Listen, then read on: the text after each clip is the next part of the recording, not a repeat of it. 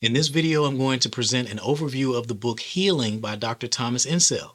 This book delivers both a history lesson on how America came to be in the mental health crisis that we're in, as well as a prescription for returning to the days when we were not in crisis, because today's status quo is not how it has always been. The mental health crisis is something that we all have to care about and participate in solving because it impacts all of us. Here are some statistics from the book to help illustrate that point. The National Institute of Mental Health estimates 1 in 5 U.S. adults lives with a mental illness. In 2013, mental disorders topped the list of the most expensive medical conditions. Since 2001, prescriptions for psychiatric medications have more than doubled, with 1 in 6 American adults on a psychiatric drug. And perhaps most disturbing, the majority of people with mental illness are not in treatment. Those in treatment receive little more than medications, and many of the people receiving medications do not take them. What all that combines to result in is a nationwide homeless problem, which is actually just one of the major symptoms of the real problem, which is the lack of a comprehensive preventive mental health care system. But you might not care about the homeless, because it's easy to just ignore the homeless, right? Because that's what we do in America. But what about all these mass shootings that we're having with increasing frequency?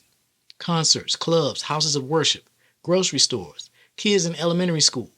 We're not safe anywhere.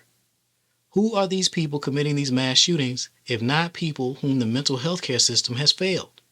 Who is a suicide victim if not a person whom the mental health care system has failed? This is everyone's problem, and we have to all be a part of the solution. So how did we get here? To answer that, I'll summarize an excerpt from Healing. Mental illness has always been a part of the human condition. For centuries, people were burned at the stake or more often imprisoned for life.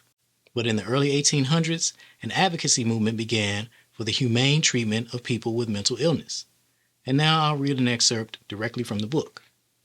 Rather than locking up mentally ill people as prisoners, their approach involved the establishment of asylums, hospitals, and adjoining facilities, usually far from cities, where patients like those with tuberculosis and leprosy could live in protected environments. In other words, humane treatment meant a shift from incarceration to hospitalization. In the U.S., mental health care for the century after 1860 meant a state hospital system consisting of asylums that nationwide housed nearly 600,000 people with mental illness by 1955. Quality of care across the several hundred state asylums varied greatly, and most were at best warehouses for chronically disabled patients. But that began to change in 1961 when Jack Kennedy became president. Jack Kennedy had a little sister named Rosemary who had a mental illness that had been made much, much worse by a lobotomy procedure, which was thought to be an effective treatment in those days. Joseph Kennedy Sr., the Kennedy family patriarch, had Rosemary shipped off to an institution and kept it secret from the entire family, including his wife, her mother. I don't know how he could get away with disappearing a child like that, not just from the world, but from her own mother and siblings, but apparently he was able to get away with it until he had a stroke and could no longer manage her care remotely. Eunice Kennedy, President Jack Kennedy's sister, became a huge advocate for their sister Rosemary, insisting that he use his power to do something about the warehousing of people with mental illness. Eunice Kennedy's advocacy resulted in the Community Mental Health Act of 1961, which accelerated the process of deinstitutionalization in favor of community-based mental health treatment programs that enable those suffering from mental illness to remain a part of society. The intentions were good, but what deinstitutionalization ultimately resulted in is a national homeless crisis and the warehousing of the mentally ill in jails and prisons.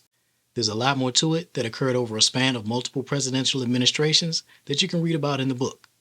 But where we are today is the Los Angeles County Jail and Chicago's Cook County Jail are now the largest mental health care institutions in the nation. And every few weeks, it feels like, we're having another mass shooting carried out by someone whom the mental health care system has failed. The good news is we know the solution.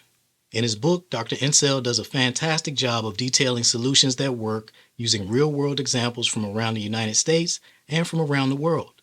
So as he states repeatedly throughout the book, it's not that we don't know what to do, we're just not doing it. Prevention is key.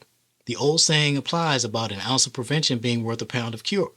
Dr. Insel explains that there are 4 stages of progression for mental illness, and that intervention in stages 1 or 2 are when the best opportunities exist to create the best possible outcomes. Stages 3 and 4 are when someone engages in really problematic behavior and the intervention becomes a law enforcement intervention.